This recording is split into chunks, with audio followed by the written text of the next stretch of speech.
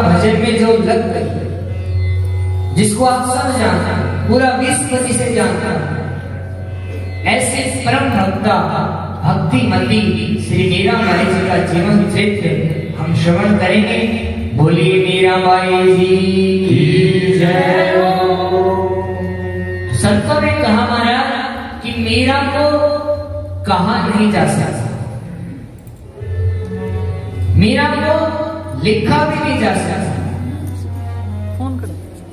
मीरा को शब्दों के जाल में पिरोया नहीं जा सकता, मीरा को तो गाया जा सकता, मीरा को तो नाचा जा सकता।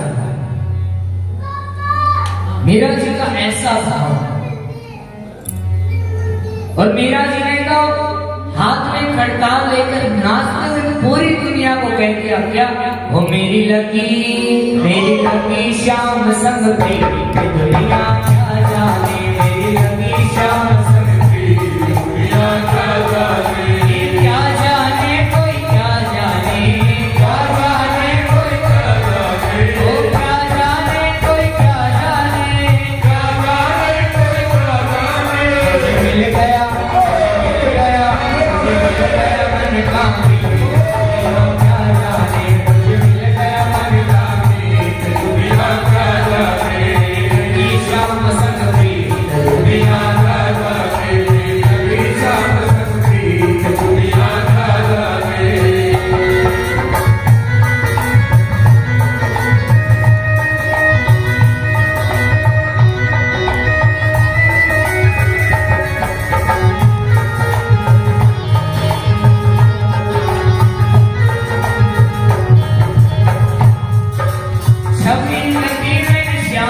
जब से छवि लगी मेरी जब से भाई बावरी मैं तो तब से, भाई बावरी मैं तो तब से, पाजी थे बकी तोर मोहन से, पाजी थे बकी तोर मोहन से, नाता तोड़ा मैंने जब से, नाता तोड़ा मैंने जब से, ओ नाता तोड़ा मैंने जब से, नाता तोड़ा मैंने जब से। है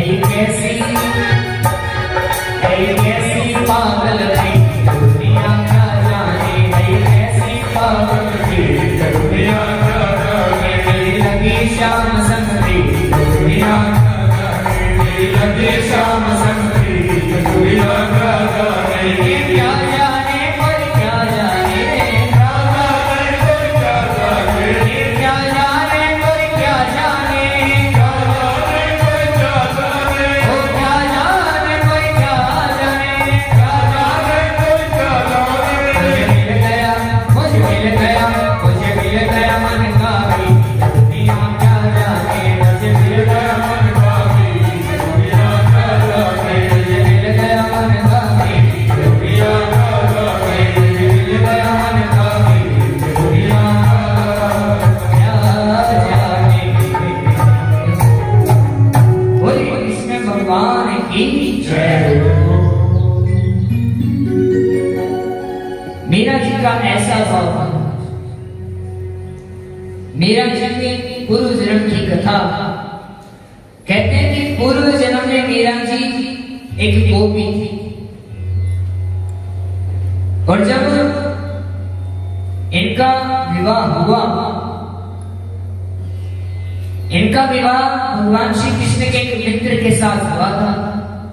तो जब वो मित्र अपनी बहुरानी को लेने गया, जब उसका कोना हुआ, जैसे ही लेकर आया तो भगवान ने कहा सखा मेरे को अपनी बहू को मुखड़ा नहीं दिखावे, क्योंकि सबसे पहले भगवान देखते हैं माने। और जो गोपी थी माधवी नाम की, उसको उसकी माँ ने कह दिया था कि ऐसे ऐसे एक लल्ला है, उसको अपना मुखड़ा मत दिखाना, ऐसे कृष्ण कन्हैया है, उसे अपना मुख कभी मत दिखाना, और ना ही उसका मुख कभी देखना। यदि तुमने उसका मुख देख लिया तो तुम भी कोई काम की नहीं रहोगे। माँ ने पूरा समझा दिया था। अब जैसे ही वो सखा माधवी नाम की गोपी को विवाह करके लाया, तो भगवान ने कहा कि मुझे भी मुखड़ा दिखाओ। तो उस गोपी ने मना कर कि नहीं, क्योंकि वो गोपी समझ गई हाँ ये वही है जो माँ ने कहा था। भगवान ने कई बार निवेदन किया लेकिन गोपी ने मुख नहीं दिया। तो कहते हैं उस समय भगवान ने कहा जाओ गोपी, आज मैं तुम्हें देखने के लिए तड़प तरस रहा हूं, तुम भी कभी जब मुझे देखने के लिए तरसोगी तब मैं भी नहीं रहूं। अब वो गोपी अपने गृहस्थ जीवन को निभा रहा है। अब एक दिन जब वो नीर भरने गई यमुना जी में, तब वहां पर फिर कृष्ण जी पहुंच गए।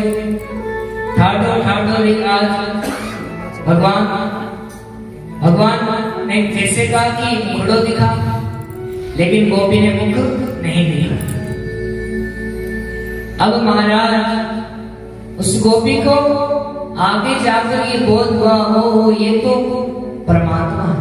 जब गोवर्धन की पूजा हुई, कहते हैं कि गोपी ने गोवर्धन जी से मांगा कि हे भगवान मुझे अगले जन्म में इनकी भक्ति दे, और कहा कि तथास्तु। वही गोपी कहते हैं कि इस कली काल के अंदर राजस्थान की धरा पर जोधपुर जिले के मेड़का गांव में इनके पिता श्री रतन सिंह जी और माता कुसुम सुवरी जी के यहाँ ये भक्ति पुष्प प्रकट हुआ। इनके जो दादाजी थे राम दुर्गा जी, बड़े ही सत्संगी थे, बहुत संतों का आदर सत्कार करते।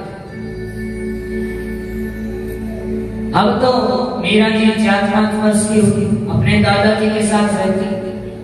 बाबू साहब अब राम दुर्गा जी संतों की सेवा करें, सत्संग करें, कथाएं सुने, और मीरा जी भी बचपन से ही अपने दादाजी के साथ जाती, कथा सत्संग सुनती। अब एक दिन राम दुर्गा जी मीरा जी को लेकर चतुर्भुजनाथ के मंदिर में, क्योंकि वो चतुर्भुजनाथ के पुजारी थे, भक्त थे। राम दुर्गा जी नित्य दूध का कटोरा चतुर्भुजनाथ को भोग लगाते थे, उनका ये नियम था। एक दिन मीरा जी को साथ लेकर, और बेटियों आज पहली बार मीरा जी ने चतुर्भुजनाथ मंदिर की पहली पौड़ी पर जैसे ही पहला पांव रखा, मीरा जी को मानो कि पूर्व जन्म की याद आ गई। अरे ये तो वही है, अरे ये तो वही कृष्ण कन्हैया है, और अपने दादाजी के साथ जाकर भोग लगाया। अब महाराज एक दिन राम दुर्गा जी को ज्वर हो गया, बुखार हो गया, बीमार हो गए। तो राम दुर्गा जी ने कहा कि मीरा आज मैं तो जा नहीं पाऊंगा, तो ऐसा करो भगवान को भोपाल तुम लगाओ। मीरा जी ने कहा ठीक है बाबू साहब। अब तो मीरा जी ने बड़े ही भाव से दूध का कटोरा तैयार किया महाराज, इलायची मिश्री डाल करके दूध का कटोरा लेकर चतुर्भुजनाथ के आगे पहुंचे, सामने रखा, भगवान भोग लगा। अब मीरा जी तो 5-6 वर्ष के बाद उनको तो ऐसा लगा कि भगवान जैसे हम दूध पीते वैसे पिएंगे, भोग लगाए। अब तो महाराज काफी समय हो गया, भगवान नहीं आए। अब मीरा जी भगवान से प्रार्थना कर रही है, कह रही है क्या, उठे तो आओ कोने मदन गोपाल, कटोरो लाई दूध को भरो। उठे तो आओ कोने मदन गोपाल, कटोरो लाई दूध को भरो। उठे तो आओ कोने मदन गोपाल, कटोरो लाई दूध को भरो। उठे तो आओ कोने मदन गोपाल, कटोरो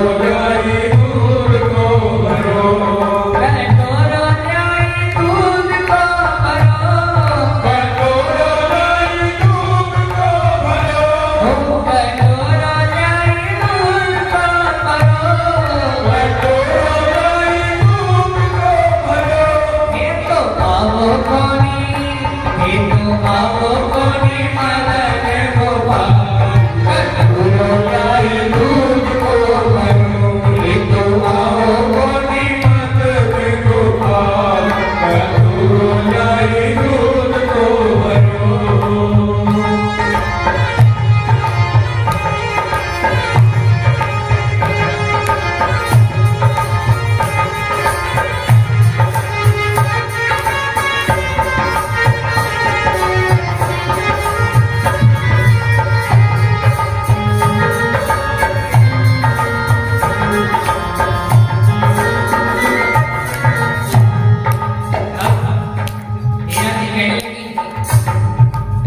भगवान हमें पता है आपको बाबू साहब के हाथ का दूध पीने की आदत, लेकिन हमारे बाबू साहब ने भेजा और मीरा जी कह रही है दूधा जी मन नहीं बुलावन जग में पाई चाल, दूधा जी मन नहीं बुलावन जग में पाई चाल, थोड़ी गाय को दूध गरम कर लाई मिसरी दाल, थोड़ी गाय को दूध गरम कर लाई मिसरी दाल। क्या मैं रूठे गया, क्या मैं रूठे गया, मन दिया भगवान कटोरो लाई दूध को भरो, क्या मैं रूठ गया, मन दिया भगवान कटोरो लाई दूध को भरो, ये तो आओ कोनी मदन गोपाल, कटोरो लाई दूध को भरो, कटोरो लाई दूध को भरो, कटोरो लाई दूध को भरो, ये तो आओ कोनी, ये तो आओ कोनी मदन गोपाल, कटोरो लाई दूध को भरो, ये तो आओ कोनी मदन गोपाल, कटोरो लाई दूध को भरो।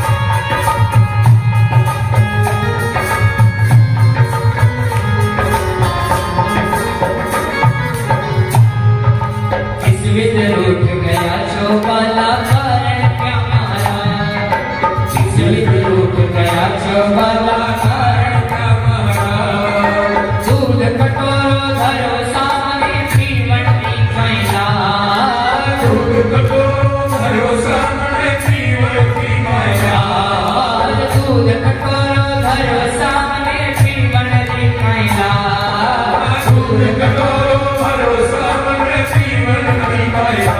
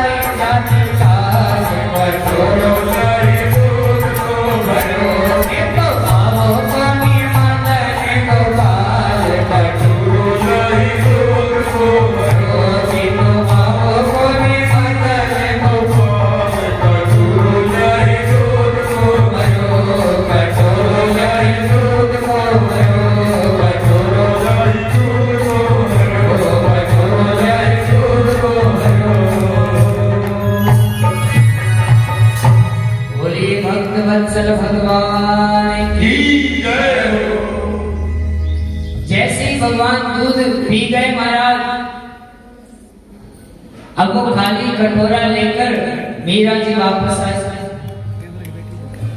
अब खाली कटोरे को देखकर उनके दादाजी ने पूछ लिया, अरे मीरा दूध कहाँ गया? क्योंकि उनके दादाजी तो भगवान के सामने भोग लगाते और वो वापस ले आते। तो जो और भक्तजन बैठे थे उन्होंने कहा, अरे बालक पी गई होगी। लेकिन मीरा जी ने बताया कि वो चतुर्भुजनाथ पहले तो वो आपके आए नहीं, आपके हाथ के पीने की आदत है उनको तो दूध। अब जैसे ही मैंने कहा कि यदि आप ऐसे ही भूखे मरते रहोगे आपके गाल पे चल जाएंगे, तभी प्रकट हो गए और सारा दूध वो पी गए। अब रामलुदा जी कहने लगे कि मेरा झूठ तो नहीं बोल सकती। तो उनके दादाजी ने कहा, ठीक है, अगले दिन भी तुम ही भोग लगाओगे। अब अगला दिन आया, मेरा जी फिर से दूध का कटोरा लेकर गए और रामलुदा जी भी पीछे पीछे गए और खिड़की से देख रहे हैं। और मेरा जी ने जैसे ही भोग लगाया भगवान प्रकट हो गए और दूध का उन्होंने भोग लगाया। अब जैसे ही उन्होंने दर्शन किए रोने लगे महाराज। आज रामलुदा जी मीरा जी के चरणों में गिर गए कि मेरा तुम महान, अरे आज तक तो मैं ऐसे ही भोग लगाता था, तुम्हारी तरह तो भोग कोई लगा ही नहीं सकता। आज के बाद तुम ही भोग लगा। प्रेमियों, प्रतिदिन मीरा जी भोग लगाती, अपने दादाजी के साथ सत्संग में जाती, कीर्तन में जाती, खूब नाचती झूमती। उनके दादाजी के पास संतजन आते रहते थे। एक दिन एक संत पधारे जिनके पास लड्डू गोपाल जी की सेवा थी। अब मीरा जी को लड्डू गोपाल जी बड़े प्यारे लगे और वो संत से निवेदन करती कि आपके लड्डू गोपाल मुझे दे दो, मैं भी इनकी सेवा करूं। अब महाराज कौन अपने लड्डू गोपाल को दे दे? और वो संत मना कर देते। और मीरा जी प्रतिदिन जाती, हमें दे दो, हमें दे दो, लेकिन वो संत ने मना कर दिया, अरे बालक है,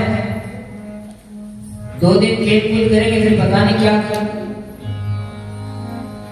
3 दिन तक कहते हैं कि मीरा जी रोई भूखी प्यासी, नहीं मुझे तो लड्डू गोपाल जी चाहिए, नहीं मुझे तो ठाकुर जी चाहिए। अब वो संत दुखी होकर वहां से चले गए। अब एक दिन महाराज उन्हें रात्रि में स्वप्न आया। संत को सपने में भगवान ने कहा कि महाराज आपकी सेवा यहीं तक थी, अब आगे ये उनके स्पुर्द कर दो, आपकी सेवा केवल इतनी ही थी। और वो संत अगले दिन वापस आकर मीरा जी को दे दे। मेरा क्या महान, और मीरा जी की खुशी का ठिकाना ना रहा ठाकुर जी को पाकर। अब तो ठाकुर जी का श्रृंगार करें, उनको भोग लगाए, खूब उनकी सेवा करें। अब एक दिन अपनी माँ के साथ मीरा जी बैठे और बारात जा रही थी महाराज। तो घोड़े के ऊपर दूल्हा बैठा। दूल्हे को देखकर मीरा जी ने पूछा, अरे माँ ये कौन? माँ ने कहा ये दूल्हा। अच्छा वो कौन होता? अरे सबका अपना अपना दूल्हा होता है। अच्छा माँ मेरा दूल्हा कौन है? 7-8 वर्ष की मीरा जी पूछ रही है मेरा दूल्हा कौन है? तो माँ ने बात टालने के लिए कह दिया, अरे जो तुम वो लड्डू गोपाल जी को रखती हो ना वही तो है तुम्हारे दूल्हे। अब तो महाराज मीरा जी को वो बात लग गई। अब तो मीरा जी ठाकुर जी को अपना पति माना। महाराज समय बीता, उनके जो दादाजी थे रामलुदा जी, वो ठाकुर जी को प्यारे हैं। अब तो मानो मीरा जी अकेली होगी, क्योंकि पहले तो दादाजी के साथ सत्संग में चली जाती है, संतों का संग करती। अब घर वाले टोके, नहीं तुम्हें बाहर नहीं जाना, तुम बड़ी हो गई, घर के काम काज संभालो, ऐसे गलियों में नाचना ठीक नहीं। आगे जाकर तुम्हारा विवाह भी हो गया।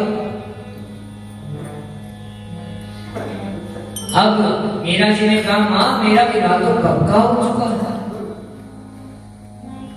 विवाह हो चुका है।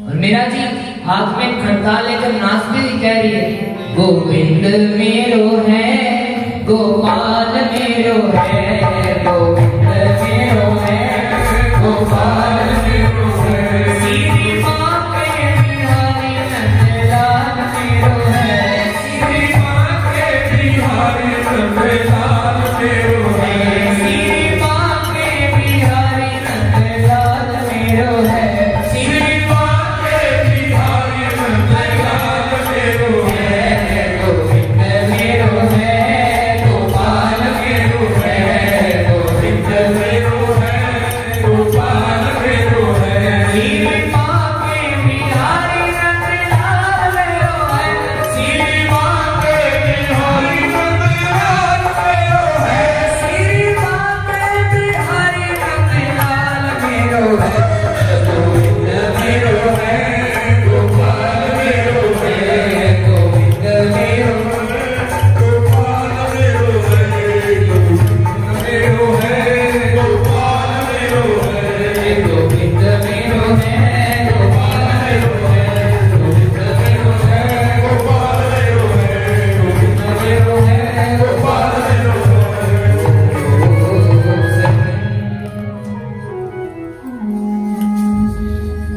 अब तो मेरा नाचती गाती, अब माँ को बड़ी चिंता हुई। माँ ने सारा वृत्तांत उनके पिता को बताया कि आजकल मेरा ऐसे ऐसे कर रही है। तो उनके पिताजी ने मीरा जी के लिए सुयोग्य वर ढूंढना शुरू कर दिया। और ढूंढते ढूंढते चित्तौड़ के राणा सांगा के पुत्र भोजराज जी के साथ मीरा जी का विवाह तय किया। जो चित्तौड़ के राणा सांगा थे, उनके पुत्र भोजराज के साथ मीरा जी का विवाह तय हो गया हमारा। अब माँ समझाती मीरा जी को, अरे मीरा घर के काम काज सीख, तुम्हारा विवाह होने वाला है। माँ को मीरा कहती, मेरे तो गिरधर गोपाल दूसरो ना कोई, जाके सिर मोर मुकुट मेरो पति